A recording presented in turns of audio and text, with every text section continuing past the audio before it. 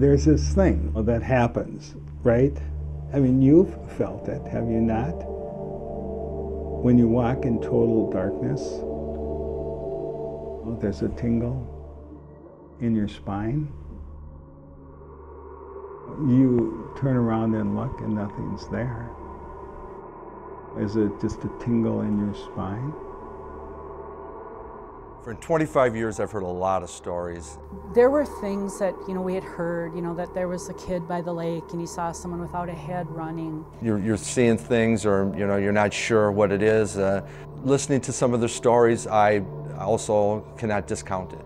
We did understand at one point that somebody was buried on the island. So I'd kind of heard that her spirit or whatever was kind of not at rest, and that was why they had seen some of the hauntings here on campus. Throughout the years that I've been here, there's been many stories about the so-called ghost Wilhelmina. So our approach is we try to be very sensitive to the students who are coming forward. We want to be supportive and encouraging. We know that when these things happen that they're very traumatic. So I've been in this building at all hours of the night. I've been up to the tower in pitch black. I've been down to the crypt at pitch black. I've been out in the island in dark. I can tell you that walking through this building in pitch black is a little bit eerie. But I've never met Wilhelmina Project.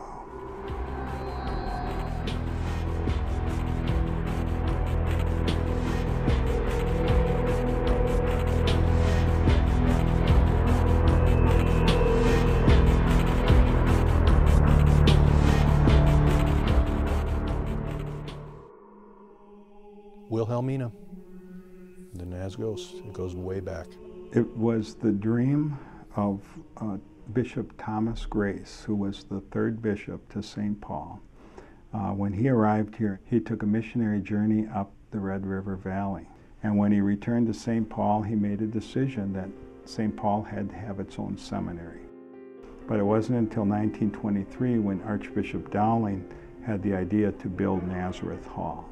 It opened in 1924 with its first students and then closed in 1970. At that time, Northwestern College was down by the Walker Arts Center, and they had 3.5 acres down there. They sold those 3.5 acres at the same time the Nazareth Hall was closing, and they were able to purchase the property. The story I heard was that one of the priests and the nuns got together, and from what I heard, that was that she was pregnant or something, and they were trying to hide something.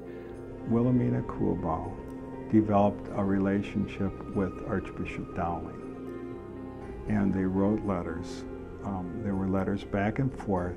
120 of them are in the collection of the Archdiocese. And in the writing, she would seek spiritual counsel and then just have conversations. And in those letters, she indicates that the money that she had inherited from her father, she would like to set up an orphanage in St. Paul and also build a chapel on the island of Nazareth Hall.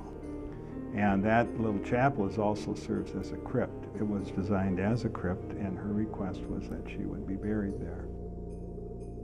She was buried in that little chapel, and they exhumed her body when the college took over. So I heard that her spirit was not at rest, and that was why they had seen some of the hauntings here on campus. Me and some of my workers wanted to go up on top of Maranatha. We knew that there was, rising in the south, was going to be a full moon that night with a lunar eclipse. But as we were watching this turn, we heard screaming coming out from the island. At least a dozen kids running aimlessly through the parking lot behind Naz and Maranatha. They went down by the mausoleum where Wilhelmina was buried, and what they were doing was either calling on the spirits of, having fun, and it was a very hot night, and what they felt was just a cold chill come through each one of them. They got scared, they started running. Even one of the kids actually ran into a tree, gave himself a black eye. Quite the event for that night. Well, her story is tragic. She did drown in Lake Michigan around downtown Navy Pier. And it was at that time where her request was honored and she was transported to Nazareth Hall and then interred in the Island Chapel. There's a gentleman that I worked with here for about 10 years. His name was Bill Bond. He worked in the kitchen. He worked at 12 midnight to 8 o'clock in the morning shift. He would come in early, take the bus. He didn't drive. And he would like to just sit in the chapel for the quietness. And you know, it's a beautiful chapel. While he was up there, he proceeded just to was reading, and he laid down for a little bit.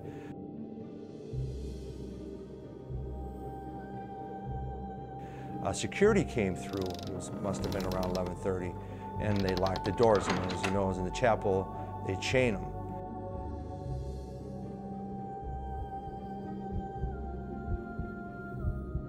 He woke up. He heard some like moaning noises, and looked up and just seen kind of a shadow go through. He started going towards the door, and that found out it was locked, and I'm sure at that point he was terrified. As I'm doing my run through there, I hear screaming and yelling and pounding. And what that was Bill Bond trying to get out and actually kicked one of the wooden planks out, which takes a lot of force. I opened up the door for him. He just wanted to get out. Probably could have took the whole door down at this point. I don't have a factual base of Wilhelmina, and my guess is that she was a pretty decent human being. You know, she was just a person who had a conversion experience in the Roman Catholic Church and had made a commitment to support the Roman Catholic Church, and to her that meant supporting, you know, the ventures of Archbishop Dowling here. There are certainly stories in the Bible that speak of evil spirits, speak of witches, the witch of Endor. There's still pretty good debate, and I don't know which one's right, about whether Samuel really was brought back from the afterlife. And it appears that way, the way he talks. First of all, he's upset because he was disturbed, and he's mad at Saul, and he was mad at Saul before he died. And then he tells Saul, you know, by the end of the day, you're going to be with me. In other words, you're going to die. And so it's not a very good message he gives him. So it sounds like it could have been Samuel's departed spirit that was called up by this witch of Endor. But then something that you can never underestimate with spiritual warfare issues is one of the main tactics of the demonic powers is deception. The student worker that worked for us was been taking the garbage out to the loading dock, and he looked across at the dumpster and he saw a figure of a man out there, and he thought that it was a neighbor using the trash. And the man took a step away from the dumpster when he was looking at him, and he disappeared. I felt the best thing to do was to try to talk him through it, and I went and stood up there, and then I could plainly see that from where our student worker had said the person was, they couldn't have ducked behind a tree or anything. Demons don't come out with a sign saying, I am a demon. And it's no wonder they do so, because Satan himself even will disguise himself as an angel of light to try to deceive. So it was about 1 o'clock in the morning, and one of the phones out in the hallway was ringing. He went out there to answer the phone. He picked up the phone and there was no one there. And when he looked down the hallway, he saw a woman in a white taffeta dress run by.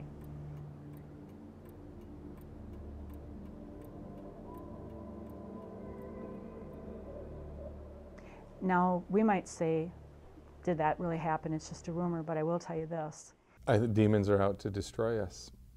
I think that they would play games in the sense of wanting to distract us from the reality of God. Rather than focus on what I don't know with regard to what might be the paranormal activity, I would much rather focus on what I do know, what Jesus says about his work and about who I am in Christ Jesus. One of our past presidents around here, two before Dr. Curitin, was our president here for about 3 years. His name was Dr. Wes Willis.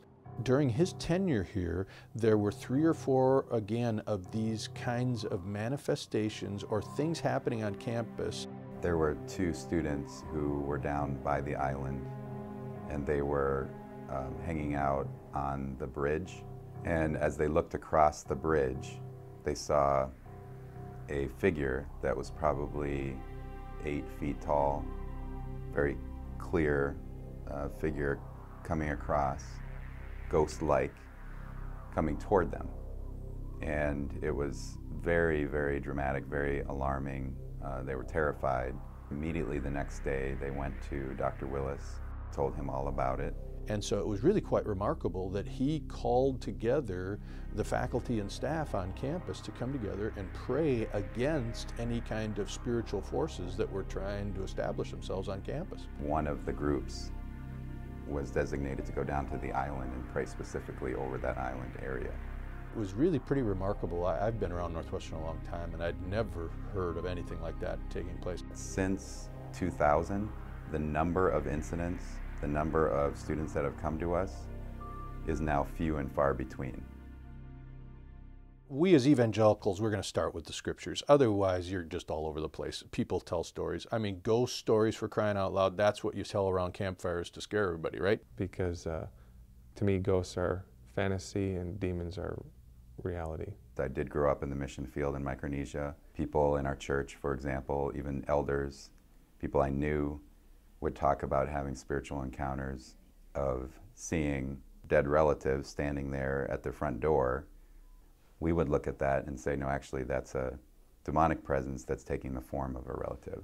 The demonic manifestations typically take place, though, through humans or through animals even. We tend to be excited as human beings with the paranormal, with the mysterious, with the darkness. On the one hand, the spiritual warfare is real, and we better not underestimate the opposition. We proclaim the message of Jesus. We live out a life in submission to Him before the world. That's our primary calling. But then, when Paul ran into demonic powers in Acts, he dealt with them. Like Jesus said to His disciples at one time, He said, I saw Satan fall like lightning. In other words, Jesus is in charge, and He's the master, and Satan is defeated. And I was in the chapel, and what had happened was they had locked up, and I was very short of student help. So by the time I got to the chapel, it was locked. I had to call the security officer, and he opened up the chapel. And when I got into the chapel, I realized that the sacristy was locked. And I didn't want to call him back to turn the lights on, and I thought, I can do this. It's just vacuuming carefully.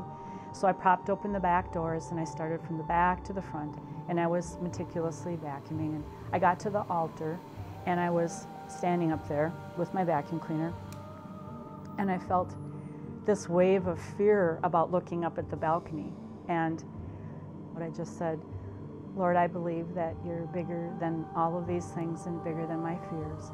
And I know that You're with me. And I had this kind of an eerie sense of evil. And so I wrapped up my vacuum cleaner cord, and I stepped off of the altar. And as I was walking, I felt the darkness just kind of pushing away from my body, from like my feet up to my face. And so I kind of tested it as I walked down the aisle. And if I walked fast, I felt like it was moving quicker. And I felt just a real calm. So I started walking slower. And I have to say that I felt like the Lord was saying that He had opened a way through the darkness and that He was with me. And I've really never been that afraid here at NAS ever since. I think fear tends to creep into our hearts when we minimize the love of God. You know, perfect love casts out fear. So often we try to rid ourselves of fear by coming to a greater understanding of that which is bringing us fear. And I'm not so sure that that's always the best way to handle it. The best way to handle fear is to commit yourself to the Scriptures and to understanding more and more about who God in Christ Jesus is and the work of the Spirit in your life. And when we understand that, we begin to plumb the depths of the love of God. And it's that love, and only that love, that ultimately will cast out fear.